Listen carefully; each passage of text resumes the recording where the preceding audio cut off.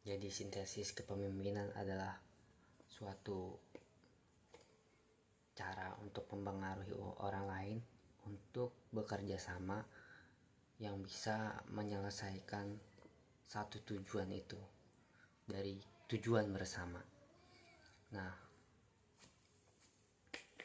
di pemimpin ada keywordnya: satu, mengarahkan, membimbing, memberi contoh, mengingatkan, memfasilitasi, mendukung,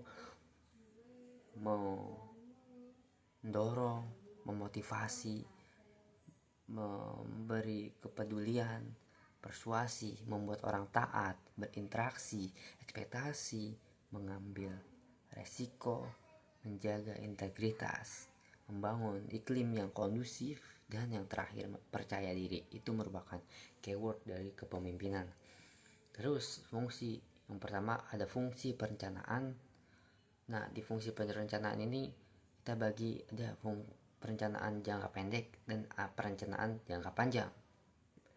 Biasanya perencanaan jangka panjang itu tertulis, dan rencana jangka panjang ini yang akan di raker. Nah, setiap rencana itu bisa berisi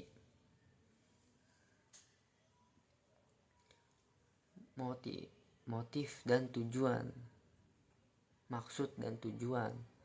Lalu ada penggunaan 6M: man, method, machine, method, mesin,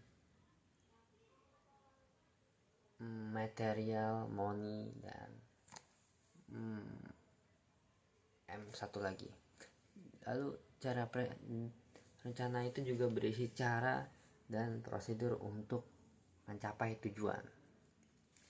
Yang ketiga, lalu selanjutnya adalah fungsi pemantapan misi, yaitu visi dari kita dimantapkan kembali. Selanjutnya ada pengembangan loyalitas.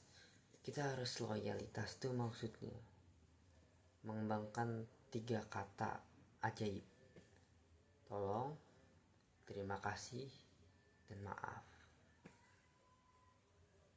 Lalu fungsi pengambilan keputusan. Di kepemimpinan ada fungsi pengambilan keputusan, yaitu ambil putusan.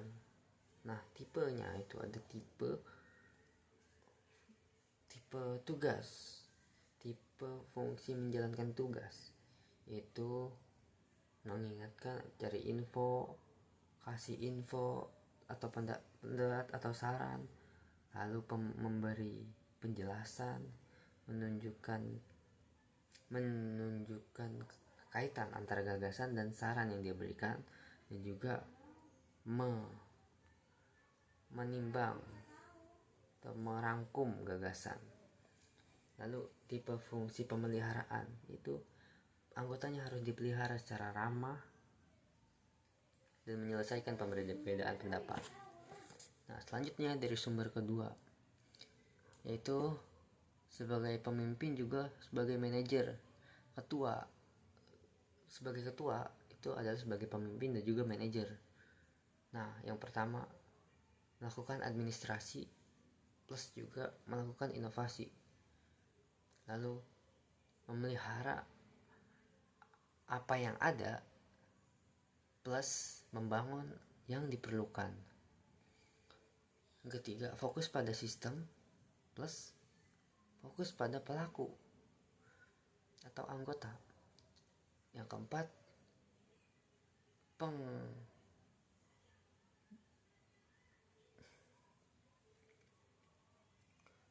penguasaan yang plus membangun kepercayaan. Yang kelima, melihat hal-hal detail, sementara pemimpin itu melihat secara umum. Jadi kita harus melihat secara umum dan juga secara detailnya. Yang keenam, melakukan dengan benar, sedangkan pemimpin dan sekaligus ketua harus melakukan hal dengan benar plus memilih apa yang semestinya dilakukan. Lalu kekuasaan itu biasa juga dibilang power atau juga pengaruh atau otoritas.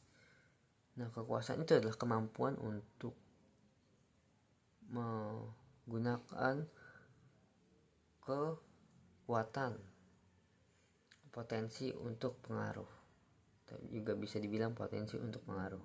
Dengan otoritas itu adalah kekuasaan yang disahkan atau yang dilegitimasi. Nah, sumber kekuasaan satu, kekuasaan keahlian, lalu kekuasaan legitimasi, kekuasaan referensi, reward power, kekuasaan paksaan, kekuasaan informasi, dan kekuasaan koneksi. Nah, selanjutnya teori karakter. Jadi ada teori karakter, ada teori perilaku.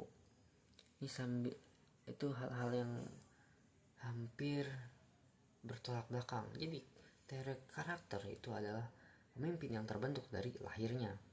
Sementara teori perilaku itu pemimpin yang dibentuk dari kebiasaan yang ada dan juga dipelajari.